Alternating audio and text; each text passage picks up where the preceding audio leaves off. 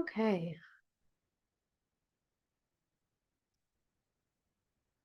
So welcome everybody. I am popping in to do our live Q&A for the end of December.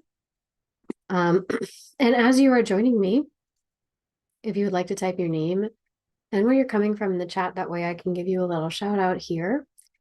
Streaming through multiple places at this time, including our private Facebook group.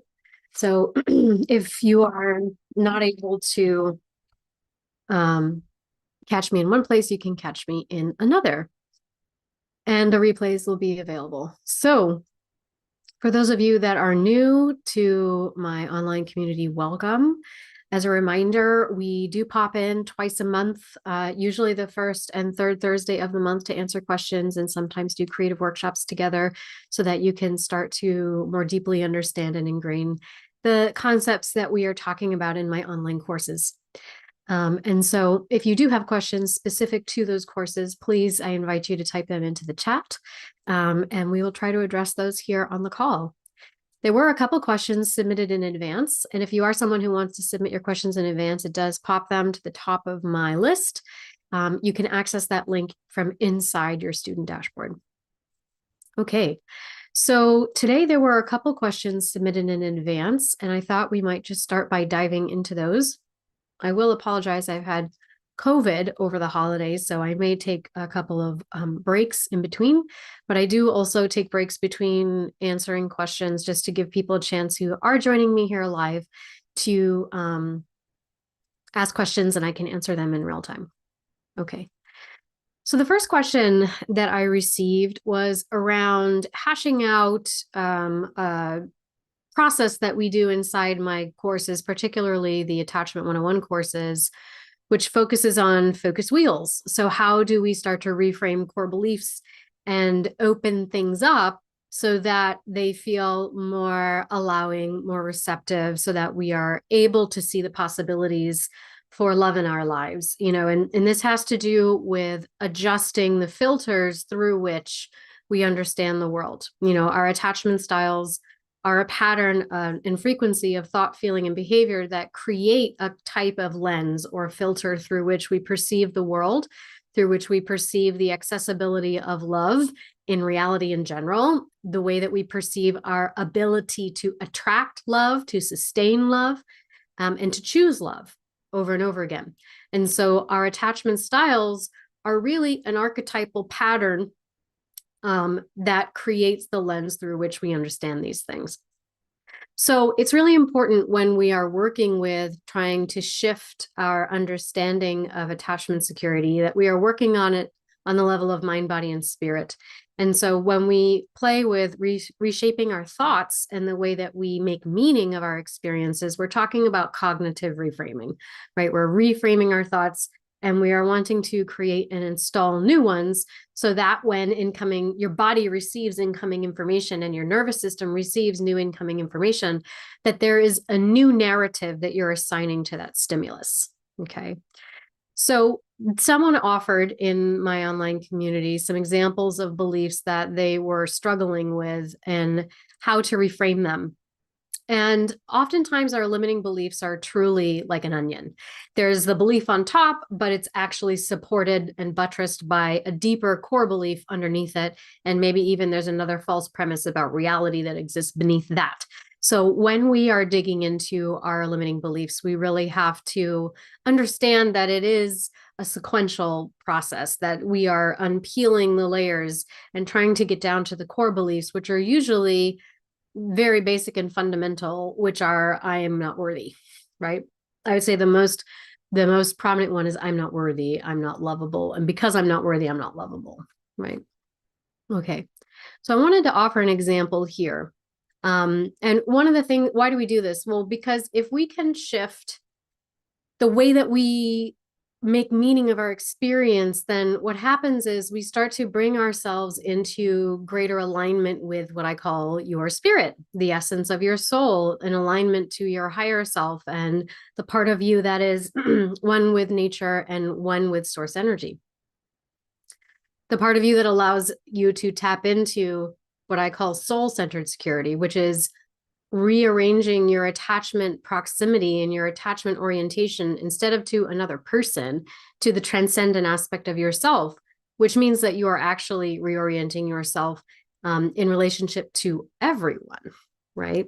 Because that is the paradox of attachment, both in the psychological framework and in a spiritual framework, that we are both, we are spiritual beings having a physical experience. So we are all one, and yet we are all living these separate experiences in order to understand better the experience of oneness and separateness, right? So here's an example. One more thing I want to say about that. When our thoughts are not aligned with the perspective of your highest self, of your spirit, let's say, then your spirit will kind of give you a jolt. It'll be, ooh, that's not a nice thought. Let's make you feel something. Let's shoot some arousing energy through your body and make it uncomfortable, so that you notice how inaccurate that thought is, so that you notice how nasty that thought is, so that you notice how inaccurate and unaligned that thought is, so that you can choose the next approximate reframe or thought that will bring you closer in alignment. And as you start to think more positive thoughts, that feeling is going to start to feel more comfortable, right? You're going to start to feel more on target, let's say. And I like to listen to speakers like Abraham Hicks is really good at doing focus wheels and reframing thoughts. And that's a big influence of mine. So I'd recommend checking them out as well for thinking about this in a more aligned way. Now, when the thought is very disparate, very disconnect from the idea that you are a brilliant ball of light, love, and compassion, the thoughts are going to feel increasingly bad. You are going to have a quality of energy that feels what I'm going to call dissonant. Sort of like when you have a song that's out of tune or an instrument that's out of tune, that's dissonance, right? And it's hard on the ears. So those thoughts are increasingly dissonant. They are not aligned. They're not in harmony with the essence of your being. So the point of reframing our thoughts is to bring you into alignment with the essence of your being and to create greater harmony, right? A harmonic thought, let's say. So when we're reframing our thinking, it can help us to look at what are some of the beliefs that we're carrying around, and to write them down or simply to state them, because that's the first step in naming and claiming what it is that is sort of operating behind the curtain of your unconscious mind in a habitual way. Because our brain receives unbelievable amounts of information, and over time we cull it down into habitual and automatic ways of thinking so that we can make the best use of our energy, right?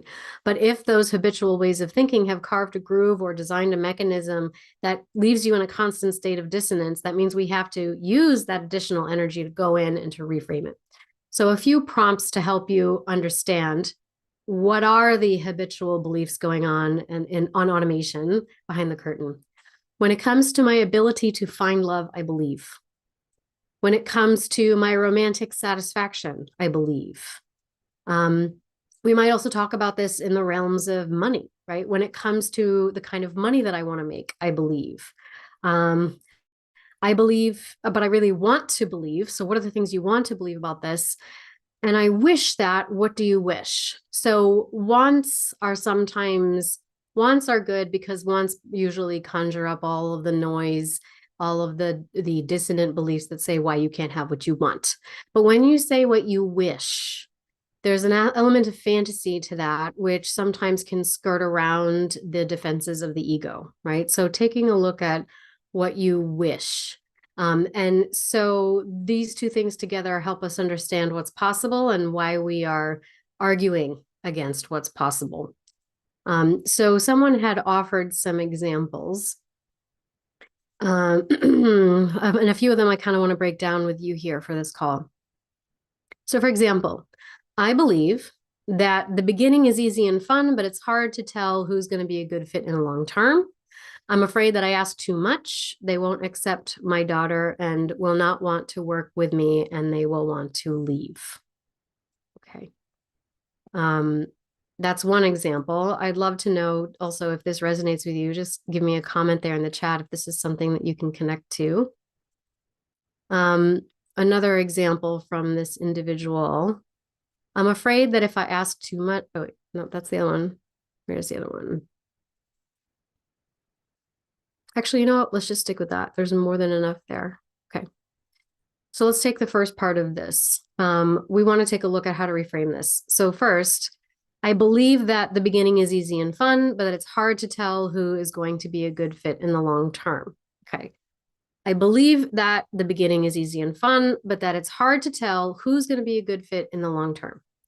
So here there are some underlying premises that you should and need to know if it's a long-term fit in the beginning, because otherwise, what? What's the fear? Okay.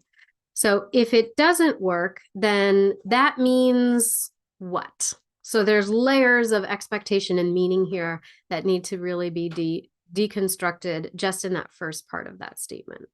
Okay. And so the assumption there underneath all of that is likely untrue. And so you want to try to challenge that. So let's play with this. Okay.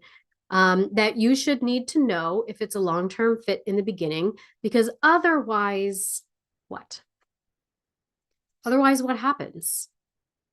Because otherwise I will be hurt, and there will never be any kind of someone for me in this world, right? I'll never find anyone for me in this world, or I'll be hurt and I will never recover from that wounding, or I will be proven to be a failure and there is no way that I can ever come back from that. And if I'm a failure, then I don't deserve what, right? I don't deserve love. I don't deserve to live.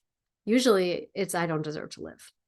And that is why this is the seed of insecure attachment style, because attachment is a fear of death. It's an existential concern, death of the body, death of the mind, death of our emotions, death of the ego. So insecure attachment styles at the core of each one of them is an existential fear. Okay. So let's review this one more time. If I believe that the beginning is easy and fun, but that it's hard to tell who's going to be a good fit in the long term. And I need to know if it's going to be a good fit in the long term in the beginning, because otherwise I might fail, I might get hurt, and it won't work. And if it doesn't work, that means that I'm unworthy, I'm unlovable. And if I'm unlovable, then I'm not worthy of life, right? Then I don't have a reason to live. Okay. And and so we obviously need to challenge that. Okay. The next part of that one statement, which is already loaded. Okay. I'm afraid that if I ask too much, then they won't accept my daughter and they won't want to work with me and want me to leave. So I think we could broaden this idea of they won't accept my daughter, meaning they won't accept who I am, right? Or they won't accept the responsibilities that I have, or they don't want to accept the important parts of my life, right? And they won't want to work with me, and then they'll just abandon me. Okay. So when we hear statements like that, it's likely that there's an inner child, right? There's a wounded inner child feeling like, and who was told at one point, or it was demonstrated to them at one point, that they were too much or too intense of a burden. And yet we're assuming too much power and responsibility for making decisions for other people about how they are going to handle their emotions, right? So when a parent tells you that you're too much or you're too much of a burden, they're giving you an enormous amount of power as a child, enormous amount of power. They are saying that my emotional well-being is dependent upon you, young child, being and acting and doing and saying certain things and being a certain way. What tremendous power that child has now, right? And it's inappropriate and it's not true. The adult has the responsibility in that situation, but they're not taking it on because their inner child wasn't healed enough, right? Or wasn't acknowledged and then wasn't healed enough. So this is how we get that intergenerational wounding going on, passing the same themes onto our kids, okay? And so as a result, because our parents make us powerfully responsible for their feelings, we don't understand personal boundaries because they merge with us.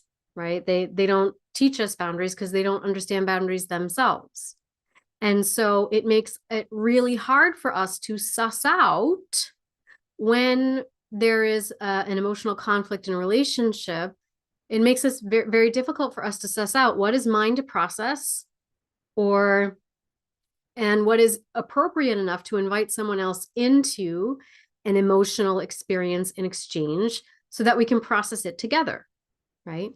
And understanding what is mine and what is yours and what is shared in this space. And it's okay to share an emotional process, because my emotional process isn't going to consume you, right? Because I'm not going to give you ultimate power over my emotional process either.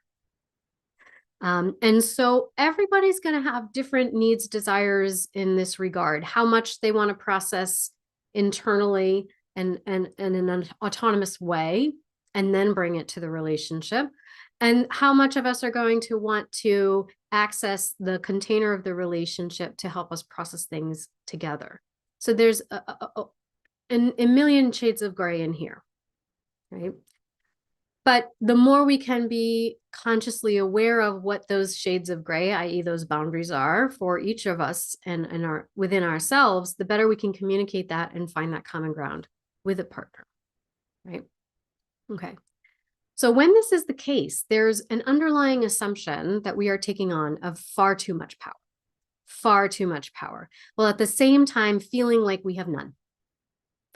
This is that thing that when you feel like, oh, I'm too intense and yet I'm not enough, right? Oh, my power, you're so afraid of me and my power and my emotional intensity. And that means that I can never be angry, or I can never express a need, because my power will just lay waste to you and you'll run away from how strong, how intense I am. I'm such a burden with all my power, right? And yet we feel like we have none. And yet I'm not enough for you. That must mean I'm not good enough for you. That must mean, and yet somehow we're completely helpless and disempowered. So this is the paradox of anxious and avoidant conundrum. This is why I say anxiety and avoidance are two sides of the same coin. They are just two different ways of learning to cope with that conundrum, that vacuum, okay?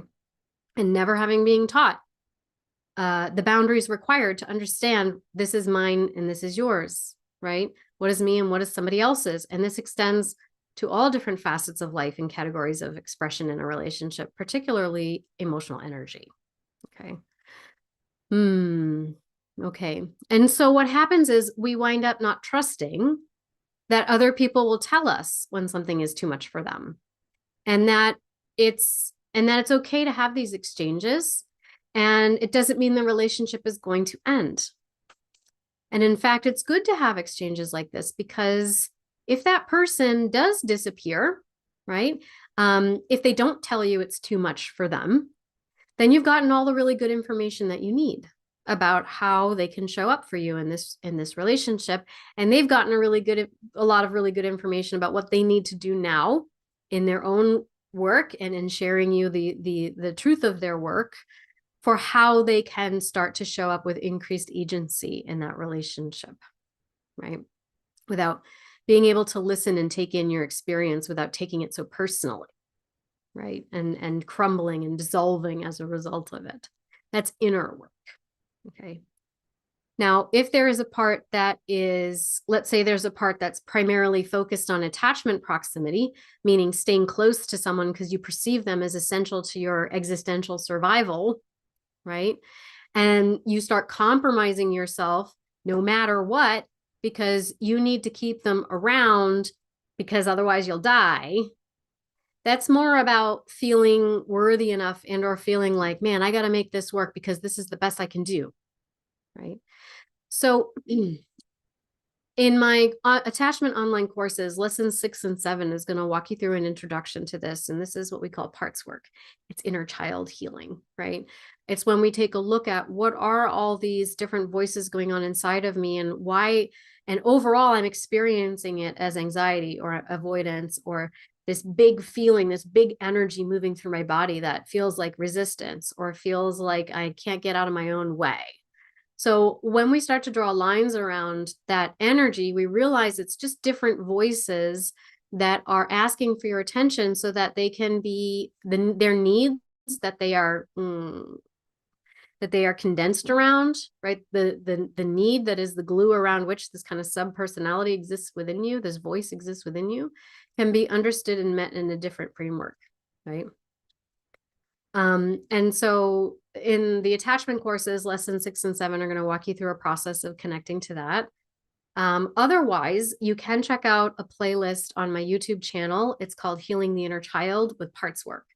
And it's going to walk you through four videos. They're going to walk you through some education, as well as 2 experiential processes, including a guided visualization and an art activity, and then a demo of doing it with someone to show what this looks like in a session, for example.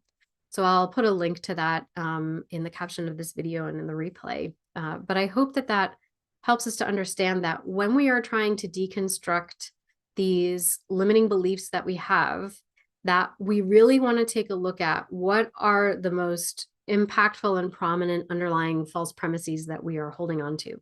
So to bring this back to the beginning, in this case, that I'm not worthy of love, that I have no power, and yet I have all the power. And that if I can't be with this person, then I'm going to die, right? So we want to make sure that we are digging into those and understanding that that we have to, those are the limiting beliefs that we have to tackle first before you're going to be able to even touch the ones that exist on top of it. And that is parts work. That's integrating the different aspects of the inner child. So I'm just going to pause there and just acknowledge if there's anyone here that has any questions. I invite you, I'm going to take pauses between question and answer so that I can also address those of you that might be here in the live space. We have Nicole from Canada. Welcome. Michelle. Hello. Gigi. I met a spice of lifer who was a beautiful soul, but ended things twice once they started getting too emotionally serious for him. He did not make me feel too much sad that he ended it. Thank you for sharing that. Very helpful example. Question: when do expectations or desires of a partner for compromises and acts of love turn into duty and sacrifice and resentment? Okay. When do expectations of a partner for compromises and acts of love turn into duty and sacrifice and resentment?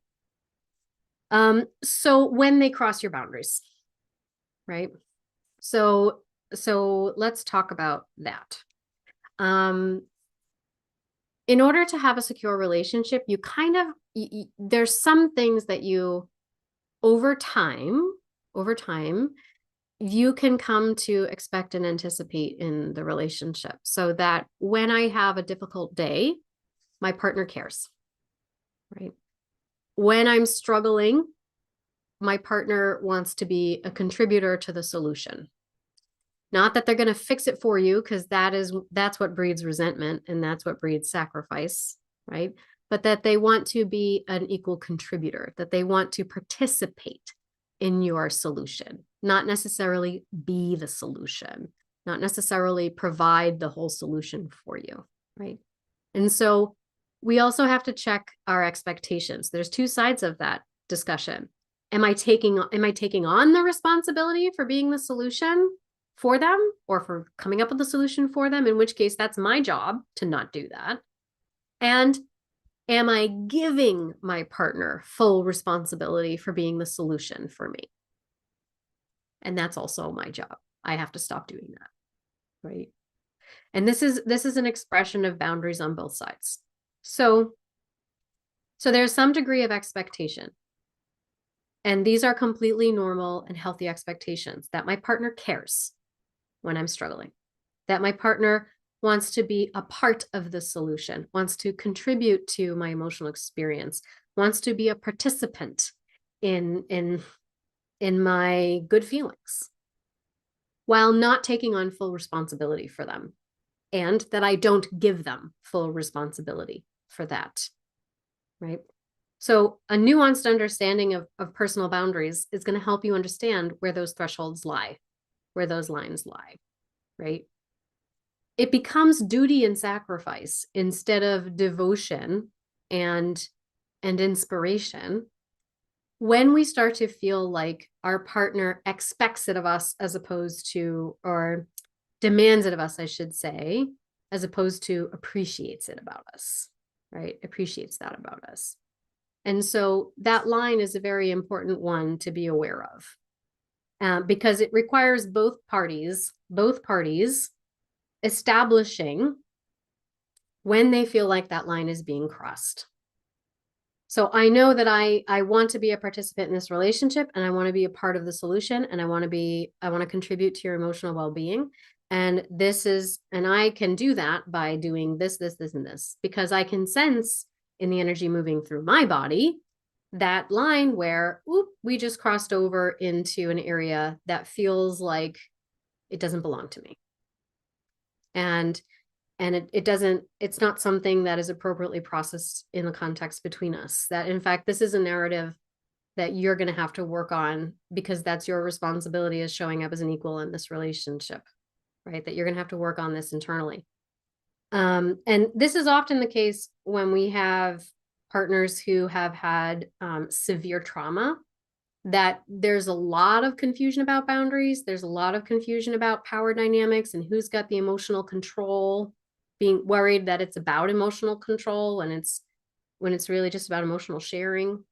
And so they can have a tendency to do both of those things, give too much to their partner to solve for them, and then they can not assume enough responsibility for themselves in that case. Or the other thing happens where they don't invite a partner in at all. There's no invitation to be a part of their process, and they think that they have to do it all on their own.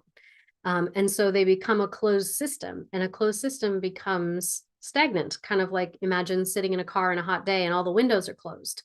That's what happens as you become stagnant and stale. And there's a sense of depersonalization and derealization, and we become somewhat cynical and skeptical, and we cut ourselves off from all the bad stuff, but we cut ourselves off from all the good stuff. And so we suffocate.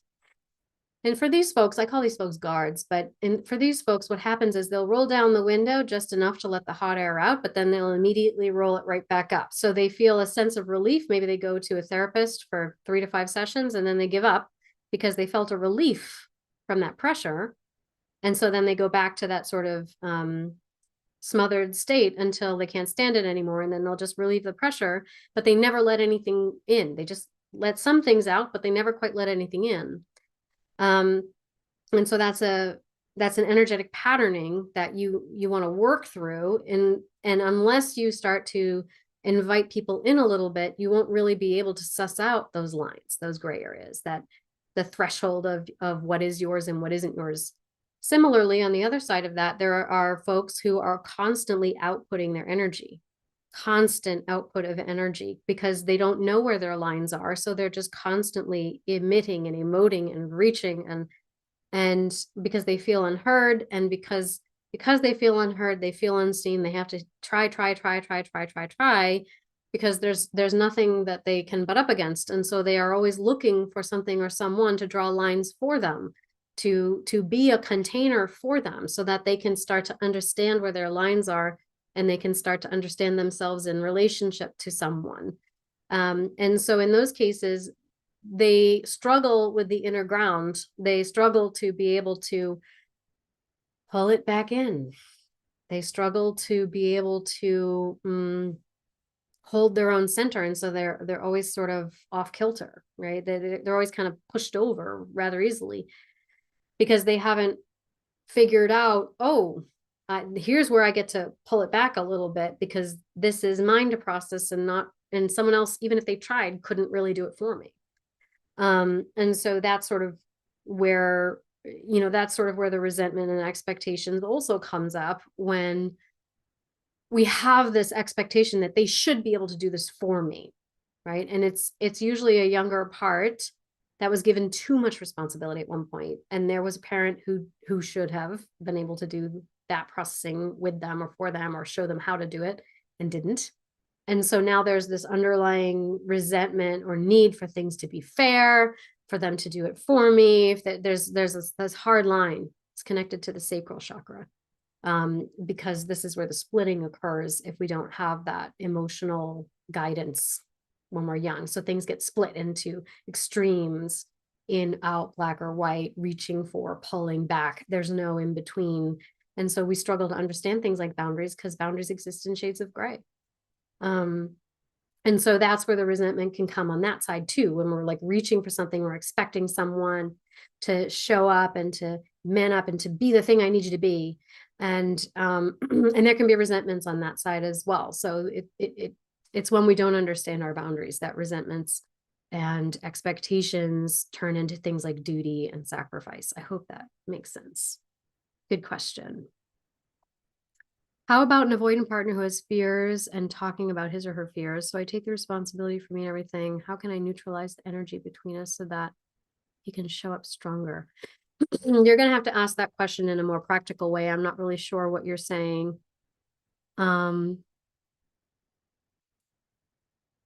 sure why you'd want to neutralize the energy between you. That doesn't sound pleasant. So maybe if you can say that in a more practical way, like how you're observing that in your day-to-day life, that would be easier to answer. How can one help an avoidant in opening up to talking and talking? So,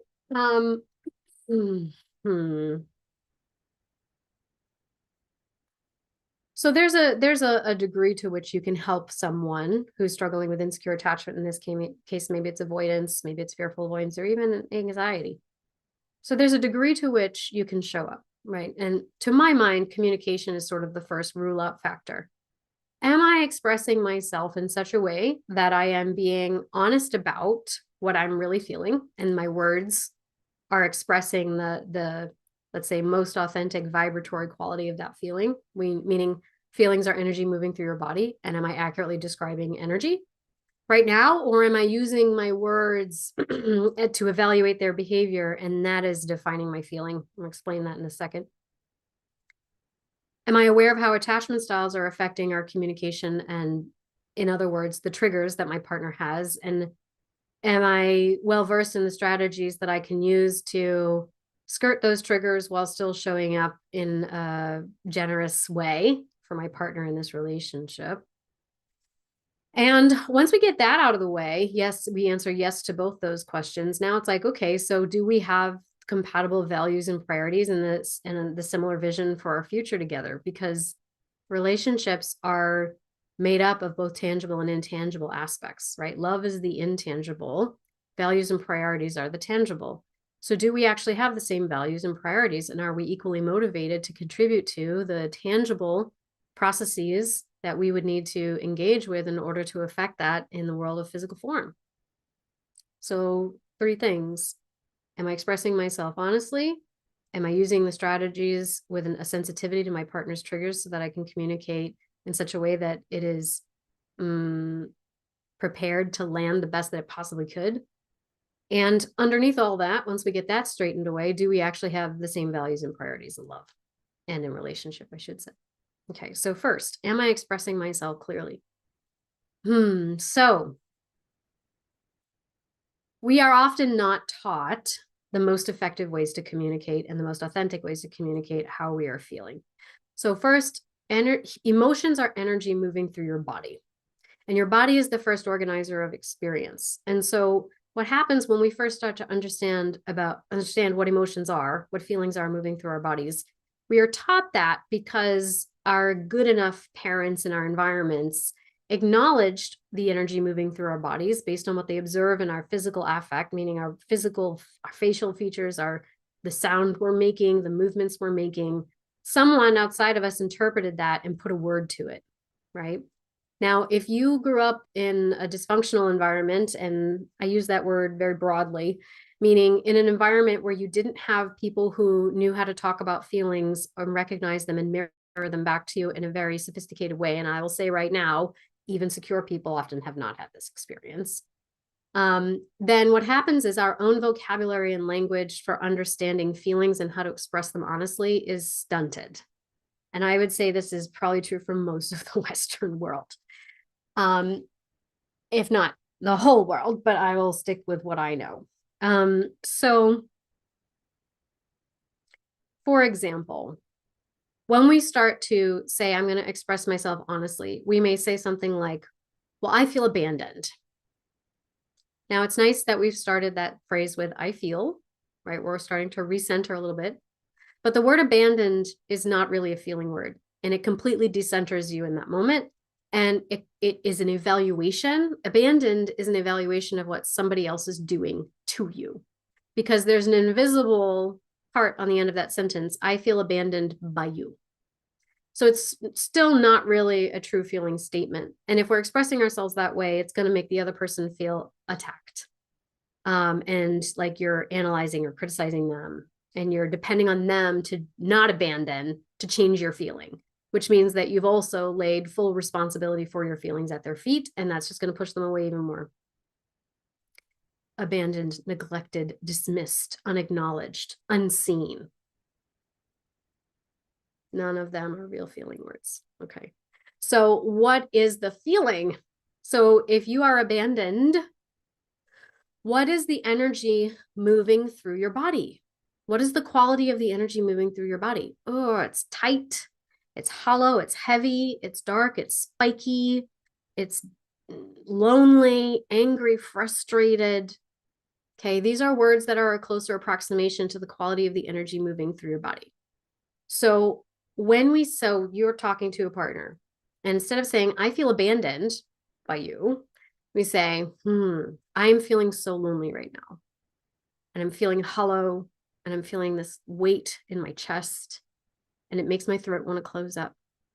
And I'm just hoping that in sharing this with you, that you'll be willing to be present with me and to help me explore how I can shift this feeling. So we're inviting someone into your emotional experience without accusing them of causing it. And we're also inviting them to be a part of the solution of their own free will. And so when we say, I feel abandoned by you, we just filled up the space between us and reached for them by pushing them. But when we say, I feel hollow, heavy, and empty, and I'm wondering if you are willing to be with me in this moment, we just pulled the energy back in. We connected to our center. Yeah, it's an uncomfortable feeling, but it's yours. And you're owning it. And now we've just created all this space by extending an invitation for somebody else to come and join you there. Right? Okay. So that's number one. Are we expressing ourselves authentically and using the right words? And are we inviting them into the space, meaning creating space for them to move towards us? Right? And so now the second thing, am I using strategies in communication that are mindful of their triggers and how I might phrase things so that they can land better? So this is a deep topic. And my course, The Courageous Communicator, gives you 9 lessons over the course of 90 days to become masterful in this. So I'll leave a link to that in the caption of this video. We have holiday pricing going on for that course right now.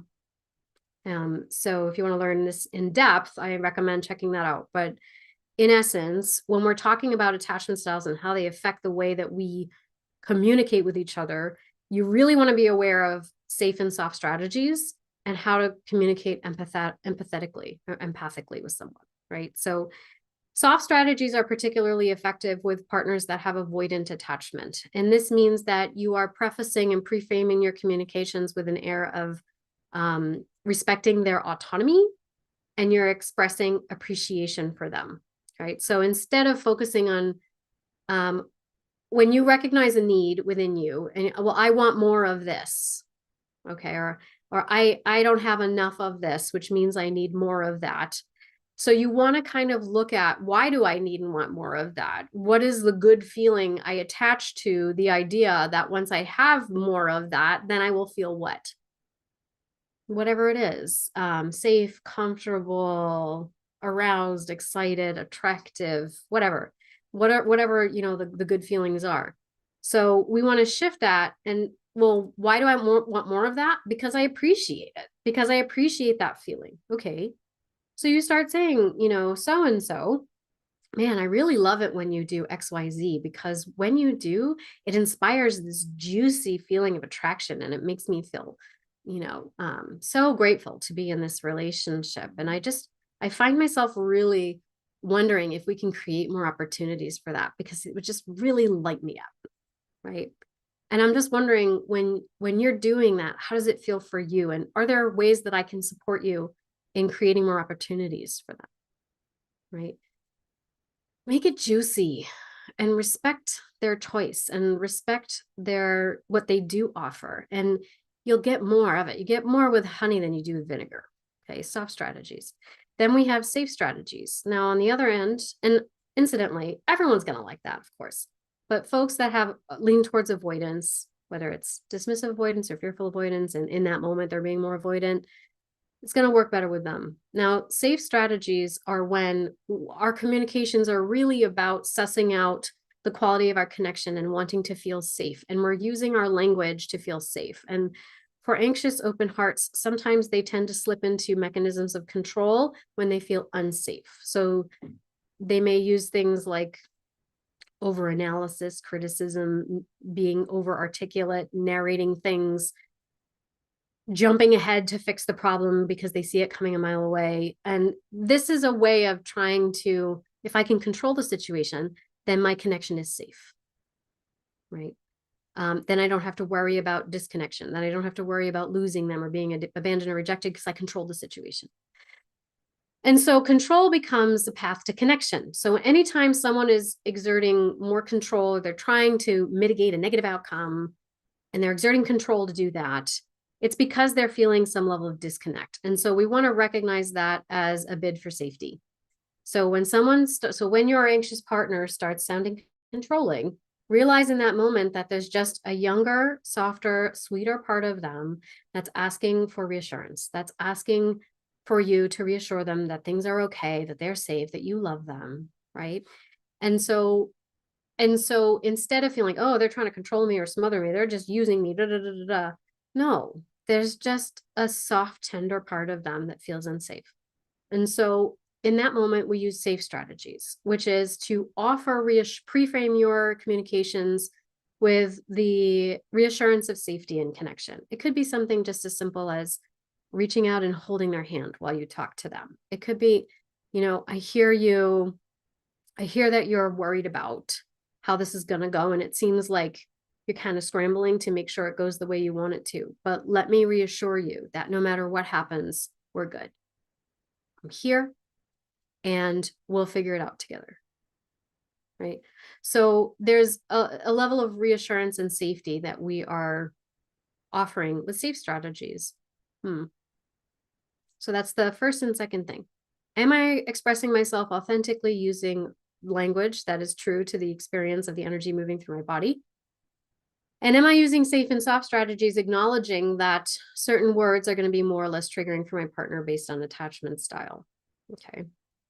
And this includes, incidentally, a knowledge of your own triggers, right? And then the last part here, of course, is, do we actually have compatible values and priorities? So this is the practical stuff. This is do we want the same things? Do we feel the same way about children? Do we have jobs that will allow us to have shared time on the weekends or in the evenings? How important is it to me to have dinner together every night? Or can it only be a couple of nights a week because someone works second shift and the other person works first shift? Our leisure time, do we have similar values in terms of how we want to spend that? Religious and cultural beliefs, things that you value as being part of a community, a sense of purpose and generativity. Do you want the person that you are going to be with for the rest of your life to be someone who also wants to give back to humanity or give back to the community in which you live? Are they someone who's going to want to travel a lot, or are they going to be someone that's more of a homebody? When we are in the throes of attachment hunger, we don't think these things are so important because they don't feel so immediate to our existential survival, but they are. They're important to the long term. And so that's why I say communication is a rule out factor, because when we start expressing ourselves authentically and we start expressing ourselves with mindfulness and understanding our own triggers and that of our partners, we start removing all the goop. right? All of the content, the surface level content that keeps our nervous system in an uproar, all of a sudden it starts to calm down. And we're like, okay, well, now that I'm not preoccupied with all that drama and the he said, she said drama, do we actually want the same things? And sometimes you find out that you do. You're like, wow, that it's like night and day. Man, we cleaned up the communication and this relationship just totally blossomed. And sometimes what you find out is we cleaned up the communication, we're getting along well now. The same things don't trigger us anymore. And we don't actually want the same things. A lot of what was holding us together was an attachment narrative that was trying to relive in order to revise some old wound. And now we've revised that wound. And guess what? That was the purpose of the whole relationship. It wasn't meant to be the lifelong one. Okay. And so that can be hard because it means in that moment, loving that person means letting them go. Truly loving that person and truly loving yourself means letting it go. And it's not from a place of acrimony, and it's not from a place of not getting what you deserved or you did something wrong.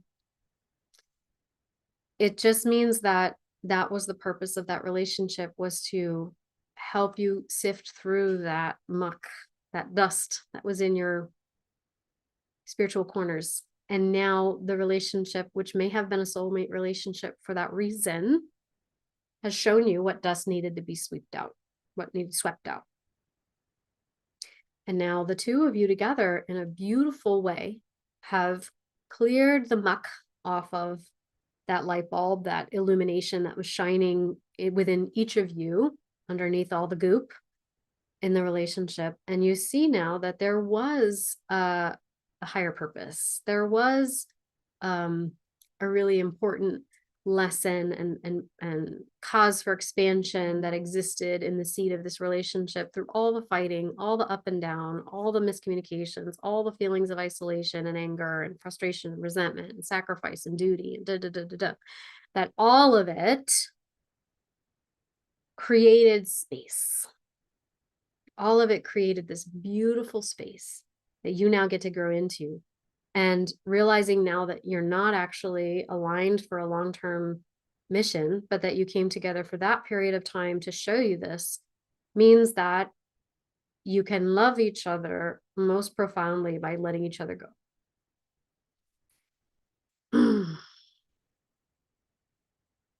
And that's okay. That's beautiful. It's beautiful, right?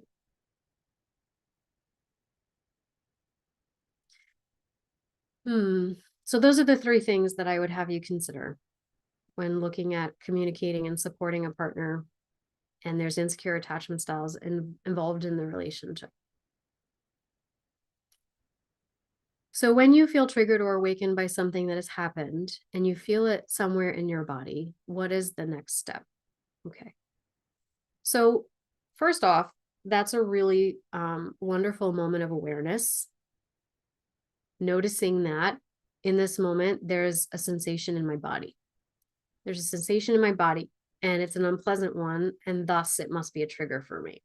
So already you have a split second in which you're taking a pause, right? So the next step now is to realize what you need to do to find safety. Now, this doesn't mean that every time you feel a trigger, you retreat from a difficult conversation, or every time you feel a trigger, you retreat from the trigger itself. What is a trigger?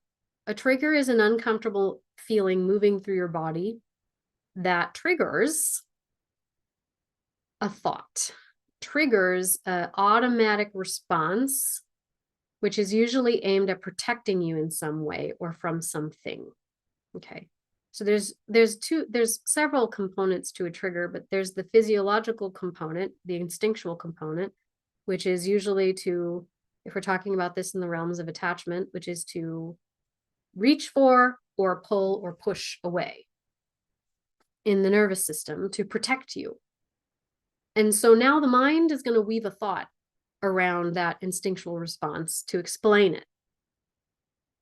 oh, and the thoughts, depending on your attachment style, will have a flavor, right? So avoidant thought flavor will be, they're trying to control me. They're trying to emotionally manipulate me. They're way too dependent on me, and I have too much power here, and I'm bound to fail that expectation, fail this relationship because I don't know what to do with that power and I don't want it. This is too much for me. I will disappear into this relationship if I continue. So on. We have the anxious thought process. Oh, they think they're going to get away with that. They're trying to control me by withdrawing. I will not accept that punishment. They're probably seeing someone else and they're just using me to fluff themselves up. They're not trustworthy. They're going to abandon me. If I don't stay on top of it, then nothing will happen. If I stop initiating, nothing will get done. I have to give 150% of this relationship, 200% of this relationship in order to earn the love they give me. And if they stop loving me, if they love me too much, then that must mean that they are insecure and this love isn't true. I have to earn it some way in order to prove that I'm lovable. And then our fearful avoidant partner will have some mishmash of those things. I'm not capable of relationship. Anytime someone gets too close, I sabotage it. If they love me, then there must be something wrong with them, right? Because I'm not lovable fundamentally, things like that. So we have a trigger, and then there's a torrent of thoughts that come up. Those are the more general ones that I'm expressing based on attachment style. But you will, if you've been in a relationship for a long time, there will be a laundry list of those beliefs and thoughts that probably run through your mind when you're in an argument. You want to think about how many of those now are actually more tied to underlying premises that I have around the threats to this relationship, how connected we really are, and what I'm actually feeling. So in parts work, I'm going to come back to parts work, which is a lovely, parts work is a wonderful blend with somatic work. I would recommend thinking about when you feel a trigger, noticing where it lives in your body and going into that in a creative way, and then exploring it and then externalizing it in a creative way so that you can be in conversation with that part, because it's likely to be an energy tied to an inner child, or what Richard Schwartz calls a manager, or a firefighter, meaning protective parts that keep the inner child in its place so that you don't have to feel the discomfort. But the protective mechanisms have become dysfunctional because in trying to protect you from disconnection, they are creating disconnection. And so that's why I think parts work is so useful, and why we can't just learn communication strategies. We also have to learn the mechanisms required to process the emotional energy. Because let's go back to this example. You're triggered, those thoughts run through your head, but another part of you knows the correct thing to say. I'm going to act secure in this moment, and I'm going to say the right thing, which I studied and memorized. And so now I say the right thing, and maybe you get a better response, and that's nice, but it doesn't touch the part of you that feels resentful that in that moment you had to be the one to know and say the right thing, and they got to tantrum like a child and you didn't. Because when we're adults, we all tantrum like children. I mean, we're all just kids in adult bodies. When we fight, we tantrum. It's okay. Let's just embrace that. Because then once we embrace that, then we also embrace permission to love each other in the way that children do, kind of unabashedly, right? So let's all agree to love each other unabashedly, which means we get to accept that there will be a part of us that tantrums like a child every once in a while. It's okay. Accept it. So now we have this permission. And so now we want to be aware of when that trigger comes up, that it's, let's say it's connected to a younger part, and that resentful part that doesn't care if you say and said the right thing and got the response that you were looking for. It doesn't touch that resentment you feel. It doesn't touch that feeling like, oh, I'm still being the parentified child, and now I've become a parent to my partner. And that part of me, even though I'm saying and doing the right things and it's helping them, I'm still carrying this emotional baggage and I'm sick of it. I'm still carrying this responsibility for being this more secure partner, and I'm sick of it, right? That's not going anywhere unless you address it directly. So this is why in my courses, the Courageous Communicator, we learn strategies, we learn scripts, we learn authentic emotional expression, and then we learn how to connect to the emotional energy behind what you're saying and how to process it through parts work and through energetic healing, so that when the partner starts to respond better, let's say in a more connected way, it's not resentment you feel, but it's openness and allowance and a deeper sense of connection, right? Mind and body are inextricably linked, and your communication is a creative expression of how the mind and body are connected. And so it all has to be addressed. It all has to be addressed together in an integrated and holistic way. Right? Okay, so with that, I am going to bring our call to a close. We're at about 1 hour now. I appreciate everyone sticking with me.